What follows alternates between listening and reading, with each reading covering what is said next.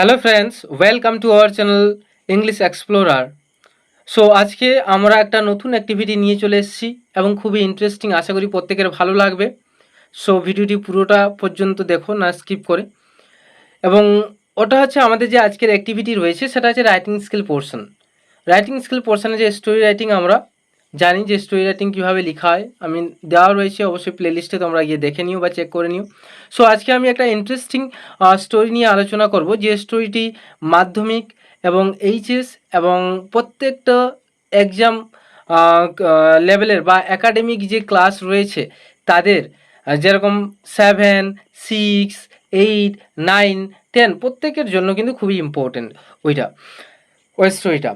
So আর দেরি না করে ওই স্টোরিটি আলোচনা করছি। স্টোরিটার যে টাইটেল দেওয়া রয়েছে an ant and a dove. So once upon a time an ant and a dove lived in a jungle. যে একদা এক সময়ে একটা পিপিলিকা এবং একটা ঘুঘু পাখি জঙ্গলে বাস করত। They were very friendly to each other. তারা একে অপরের প্রতি খুবই বন্ধুত্ব সহায়ক ভাব ছিল তাদের। ওয়ান ডে, একদিন, the ant was in danger. যে একদিন ওই পিপিলিকাটি কী ছিল, বিপদের মুখে ছিল। He carried by a stream. তাহলে ওই বিপদের মুখটা কি, যে সে ওই প্রবাহধারা, নদীর যে প্রবাহধারার সঙ্গে সে ভেসে চলে যাচ্ছিল। হি ক্রাইড ফর হেল্প। তারপর সে কি করে, যে সাহায্যের জন্য সে চিৎকার করতে থাকে। দ্যাট টাইম, তৎক্ষণাৎই বা সেই সময়ে, the dove flew away across the stream. সেই সময় কিন্তু ঘুঘু পাখিটি উড়ে উড়ে নদীর বা প্রবাহধারার এপাশ থেকে ওপাশ পার হচ্ছিল। হি লিসন হিজ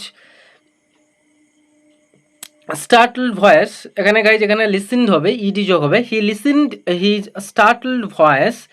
সে তার স্টার্টলড ভয়েস, সে তার কম্পিত বা কাঁপা কণ্ঠস্বর শুনতে পেল। কে?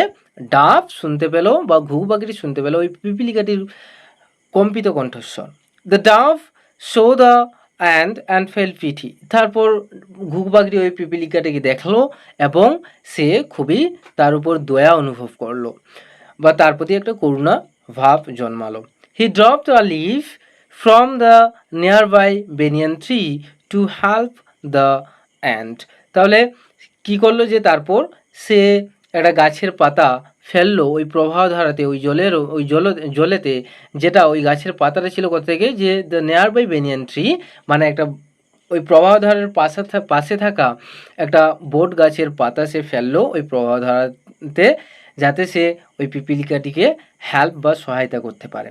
ফাইনালি, অবশেষে, the end saved his life. অবশেষে কিন্তু পিপিলিকাটি তার জীবন বাঁচাতে পারলো। কে বাঁচালো? পিপিলিকাটি জীবন বাঁচালো, কিন্তু কার দ্বারা? ডাবের দ্বারা বা ঘুঘু পাখির দ্বারা। ওয়ান্স, একদা, a hunter aimed at the ডাব।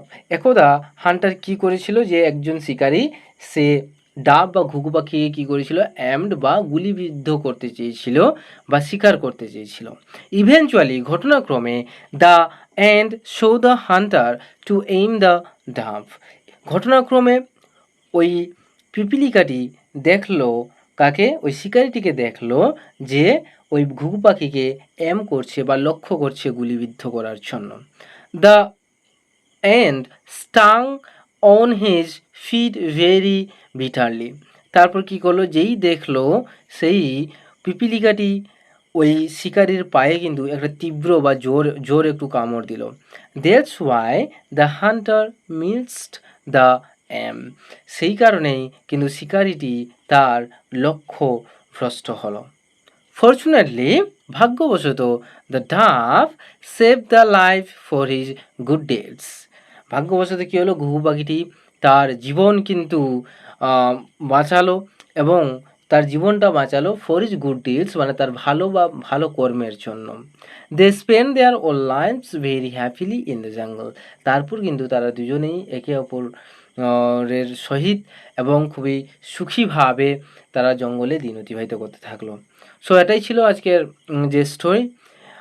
আর ওর মোরালটা যেটা হচ্ছে, if you do good, good will come to you. If you do good, good will come to you. যদি তুমি কোনো কিছু ভালো করে থাকো তাহলে তুমিও ভালো কিছু প্রত্যাশা রাখতে পারো। সো কেমন লাগলো গল্পটি? আশা করি প্রত্যেকের ভালো লাগবে। সো ভালো লাগলে একটা শেয়ার, লাইক এবং কমেন্ট দিয়ে দিও, এবং যদি চ্যানেলে নতুন হয়ে থাকো তাহলে একটা সাবস্ক্রাইব করো। আর ওই চ্যানেল ছাড়া যদি আলাদা কোনো প্ল্যাটফর্মে দেখতে পাও ভিডিওটাকে, তাহলে ইংলিশ এক্সপ্লোরার নামে ইউটিউবে এসে সাবস্ক্রাইব করে দিও। So this is enough for today. Thank you for watching and thank you for listening. Have a nice day. Tata, by.